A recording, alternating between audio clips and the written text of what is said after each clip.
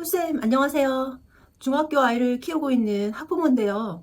안녕하세요. 꿀쌤입니다. 오늘 어머니 얼굴이, 고민이 많으신 얼굴인데, 옷 때문에 그렇게 고민이 가득한 얼굴로 오셨어요? 사춘기 때문에 매일매일 고민이 많아요. 사춘기 아이를 키우는 게 힘들죠. 저도 매일 사춘기 아이의 특성에 대해서 말씀을 드리면서 아이를 이해하셔야 돼요. 보듬어 주셔야 돼요. 라고 하죠. 하지만 실제 아이를 키우면서 사춘기 아이랑 딱 부딪히면은 이론처럼 쉽지 않은 게 사춘기 아이와의 갈등입니다. 어머니들이 매일 얼마나 고생하고 계신지 저도 잘 알고 있어요. 어떤 점이 그렇게 힘드셨을까요?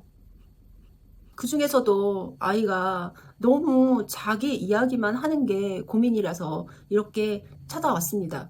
아이 이야기를 해보자면요. 아이가 자기 입장밖에 볼 줄 모르는 일이 너무 많은 거예요. 부모인 제가 자기한테 배려를 해준다고 해서 뭔가를 해줘도 그거를 고맙다고 생각을 안 하고요. 고맙다는 표현을 안 합니다. 왜 굳이 내 인생에 관여해? 뭔가 이런 느낌이 드는 거죠. 상대방 입장에서는 서운할 수밖에 없잖아요. 아이가 그렇죠. 사춘기 아이를 생각할 때요. 이런 모습을 생각해 보면 어떨까 싶습니다. 경주마의 모습이죠. 다양한 주변을 살피지 못하고요. 그저 자기 입장만 보는 그런 시기라고 보여집니다. 어쩌면 초등학교 때보다 더요. 지금 아이의 머리 상태를 설명을 하자면 아이 방에 한번 가보세요.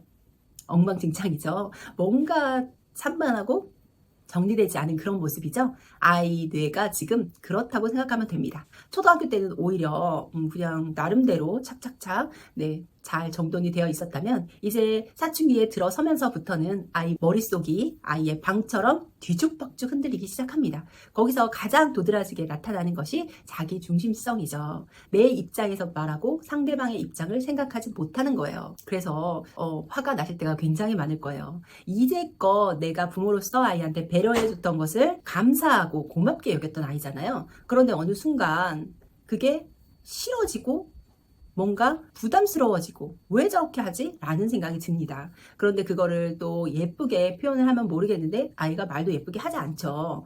왜 그렇게 해? 퉁명스럽게 표현을 합니다. 부모님이 그런 상황에서 화가 나실 수밖에 없을 텐데요. 당연히 이해가 됩니다. 저는 부모라서 그래 그렇게 생각할 수 있지 라고 100번 이해한다고 하더라도 사회생활 하면서 누가 그런 아이를 봐줄까 라는 걱정이 드는 거예요. 그런데 지금은 이렇게 자기 상황밖에 이해를 못하는 머리가 뒤죽박죽인 아이의 방 상태인 뇌를 갖고 있다라고 생각을 하시면 조금 한 단계 휴 하고 다운을 시키는데 도움이 되지 않을까 싶습니다. 많이 어려우시죠? 맞아요. 아이도 지금은 자기 생각을 또렷하게 갖는 게 중요하다. 그것이 내가 살아남는 길이다. 라는 생각이 있는 거예요.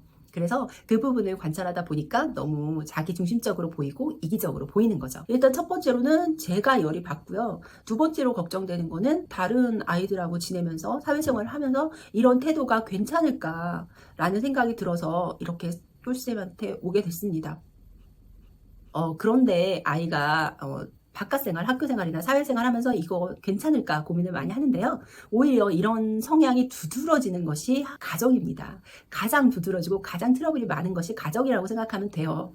부모님이 가장 나와 밀접하고 내가 내 중심성을 갖는 데 있어서 가장 많이 관여하는 사람이라고 여기는 거죠. 왜냐하면 부모님 입장에서는 이 아이가 나와 같은 존재라는 거예요. 분신 같은 아이잖아요. 그래서 엄마의 뇌 상태를 점검을 했더니 아이가 너무 힘들어할 때 엄마의 뇌 활성화를 보니까 본인이 힘들어할 때 활성화되는 뇌가 활성화된다고 해요.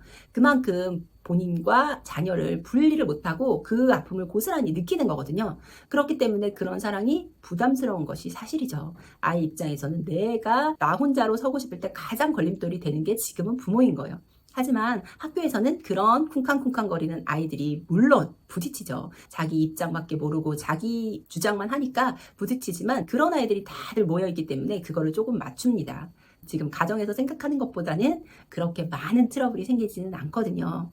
혹시나 밖에 나가서 이기적인 아이로 보여서 아이들이 싫어하고 왕따를 시키고 이럴까봐 고민이실 텐데요. 지금 학교에 가고 그 또래들의 모임에 가면 서로 그렇게 자기중심적인 아이들이 모여 있어요.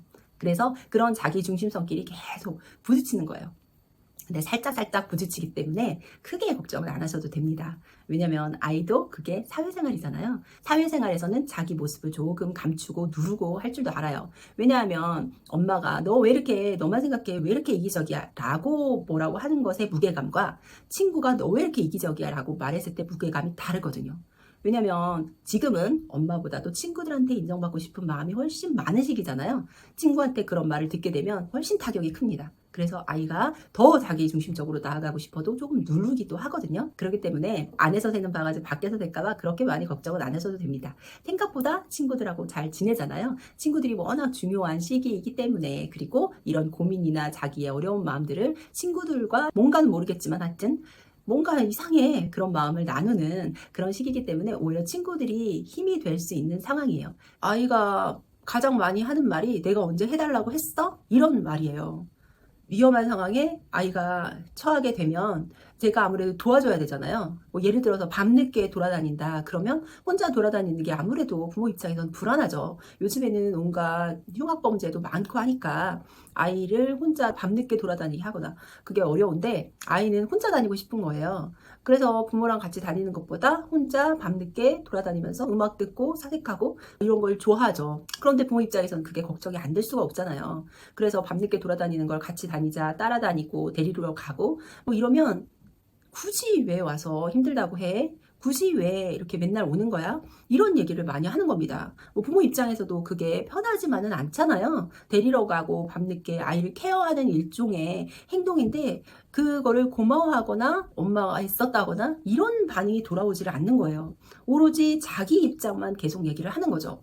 상대방의 입장에서 얘기를 하고 상대방한테 배려를 해주고 이래야지만 서로 관계가 형성이 되잖아요. 그런데 그게 아니라 자기 입장에서만 계속해서 얘기를 하니까 아이가 이렇게 해도 괜찮을까? 사회생활을 잘할 수 있을까? 이런 생각이 들어서 이렇게 꿀쌤을 찾아오게 됐습니다.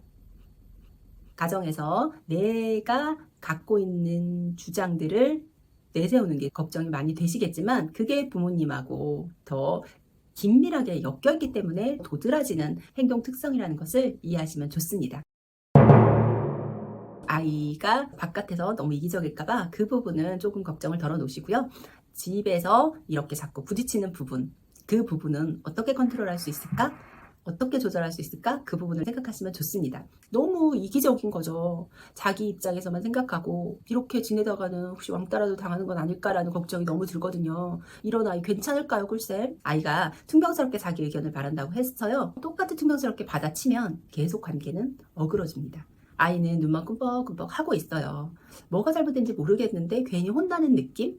자기가 주장하고 싶고 말하고 싶은 것은 관철이 안 된 것 같은 그런 느낌 때문에 뭔가 억울하거든요. 목소리를 높이시는 게 지금 시기에는 좋지는 않습니다. 이해를 못해요. 뭐 때문에 혼나는지 억울한 감정만 남게 되거든요. 그래서 화나는 상황이 있더라도 괜히 감정적으로 업돼가지고 막 혼내시는 것보다 감정을 다운시키고 이성적으로 전달할 내용만 전달하시는 것이 도움이 됩니다. 아이한테 간결하게 이 부분은 이렇게 해, 이 부분은 이럴 때 이렇게 해라고. 아이가 완성된 존재가 아니고 저희처럼 나이를 먹게 되더라도 사람이 완성이라는 건 없잖아요. 부족한 부분이 분명히 있죠. 그 부분에 대해서 가이드를 해줄 필요는 있잖아요. 그때 너무 흥분하지 않고 입장 바꿔 생각해봐. 이런 상황에서 네가 엄마라면 어떤 마음이 들겠니? 라고 물어보시는 거예요. 물론 입장 바꿔 생각할 줄 잘 모릅니다. 하지만 입장 바꿔서 생각해야 된다는 것을 알려줘야 되니까요. 그런 식으로 차분하게 접근해 보면 좋지 않을까 싶습니다. 아직은 한참 더 남았어요. 자기 중심적으로 자기 주장을 내세울 시기가 조금 더 남았으니까요. 너무 쉽게 흥분하지 마시고요. 가라앉히는 시간을 가지세요. 아이는 지금 이게 잘하고 있는 거니까요. 또 고민이 있을 때는 꿀쌤을 찾아오세요. 중학탐구 생활입니다.